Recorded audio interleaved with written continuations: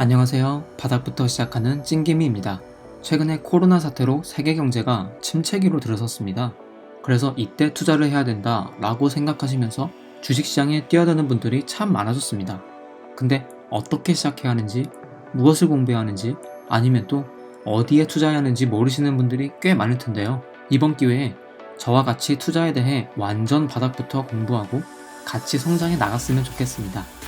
저는 공대를 졸업했고 투자 공부에 대해서는 이제 막 시작했습니다. 그러다 보니 제 컨텐츠는 전문가의 입장으로서 누구를 가르치는 교육용 컨텐츠가 아니라 기초부터 공부하는 과정을 담고 복습하는 완전 초보자를 위한 스터디 그룹형 컨텐츠입니다. 앞으로 여러분의 의견 반영도 적극적으로 할 계획이고 우리 모두 현명한 투자자가 되었으면 좋겠습니다. 그리고 아무래도 미국 시장이 세계에 미치는 영향이 크기 때문에 미국 시장을 바탕으로 공부할 예정이거든요. 그래서 정확한 정보 전달을 위해 영어로 된 뉴스와 글들을 함께 병행할 텐데요.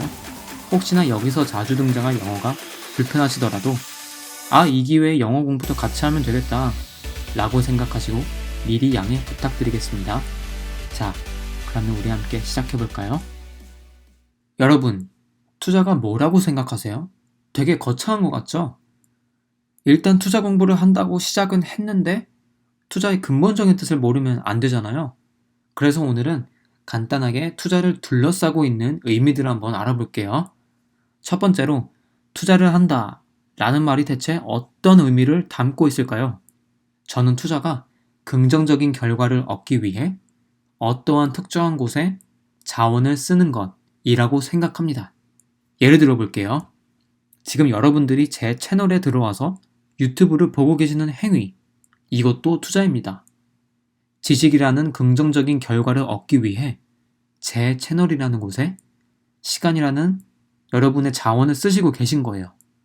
또 음식 레시피를 보고 요리하는 거, 이것도 투자입니다.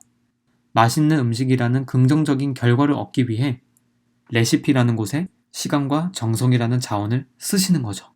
그럼 이제 경제적인 측면에서 투자는 무엇일까요?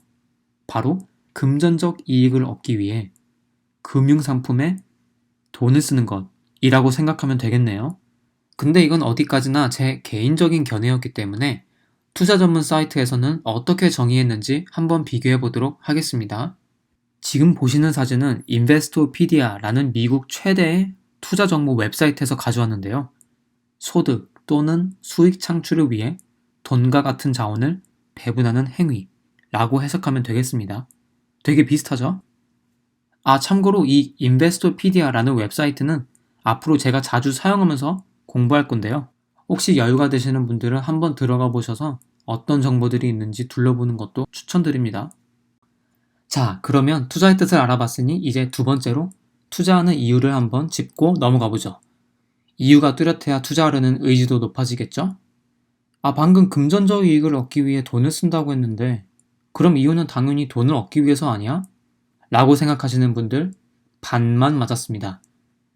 사실 우리가 가지고 있는 재산을 불려서 부자가 되고 싶은 게 일찍 은퇴해서 여유롭게 살고 그만큼 삶의 질도 한층 높이고 싶어서잖아요.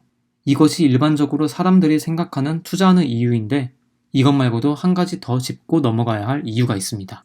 바로 가지고 있는 돈의 구매력을 보호하거나 높이기 위해서예요.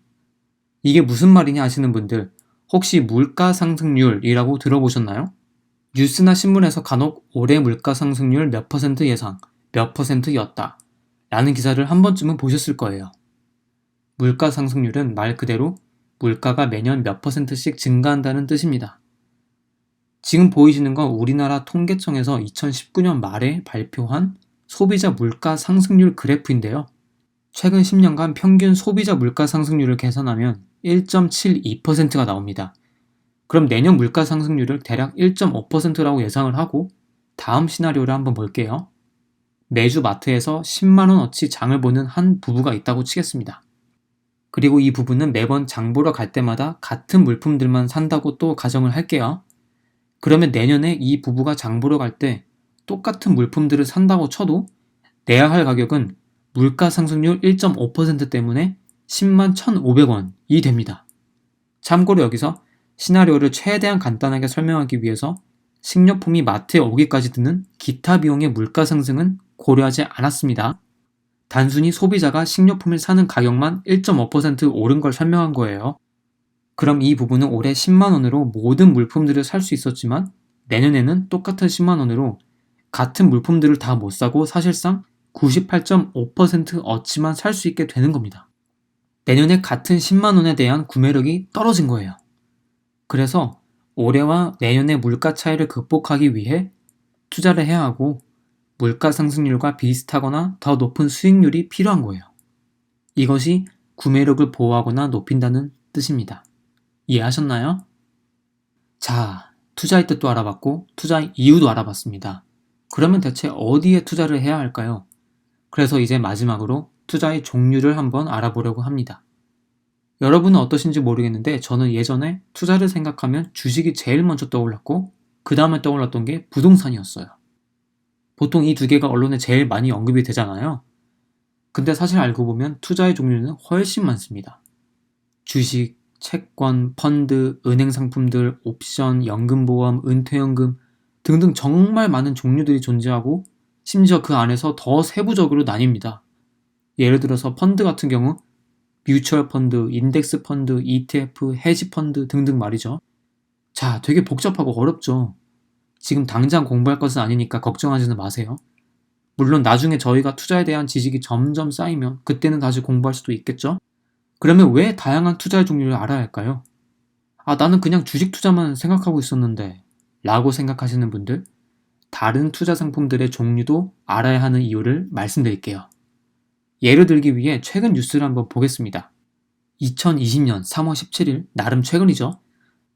한국은행이 기준금리를 0.5% 내렸다는 보도입니다.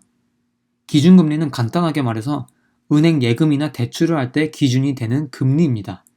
한국은행이 기준금리를 정해주면 우리가 흔히 알고 있는 하나은행, 신한은행, 우리은행 이런 은행들이 비슷한 선에서 예금금리와 대출금리를 정하는 거예요. 그럼 기준금리가 0.5% 떨어졌다는 뜻은 예금금리도 비슷하게 떨어진다는 뜻입니다.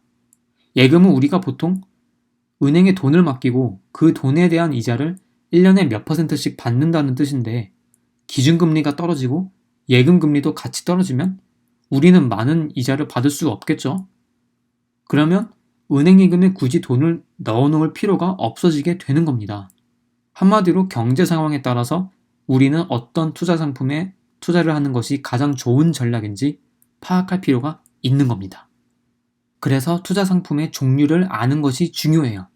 지금같이 예금금리가 낮을 때는 은행에 돈을 넣어놓기보다 예를 들어 주식이나 채권 이런 투자 상품에 투자하는 것이 나을 수도 있고 나중에 예금금리가 많이 높아지면 그때는 그냥 은행에 돈을 넣어놓는 것이 나을 수도 있고 그때그때 경제 상황에 따라 유동적으로 투자하는 것이 중요합니다. 이게 핵심이에요. 유동적으로. 자, 오늘 처음 치고 되게 많은 것을 배운 것 같죠? 하지만 이런 배경 지식들이 탄탄해야 투자도 현명하게 할 수 있으니까 꼭 기억하시길 바랍니다. 마지막으로 투자의 대가들 중 하나인 워렌 버핏이가 말했던 인용구를 보고 마치도록 할게요. 영상이 마음에 드셨으면 좋아요와 구독 눌러주시고 주위에 혹시 투자를 시작하려는 분들이 계시면 공유도 부탁드리겠습니다. 늘 낮은 자세로 여러분들과 공부하는 찐개미가 될게요. 그럼 다음 시간까지 안녕히 계세요.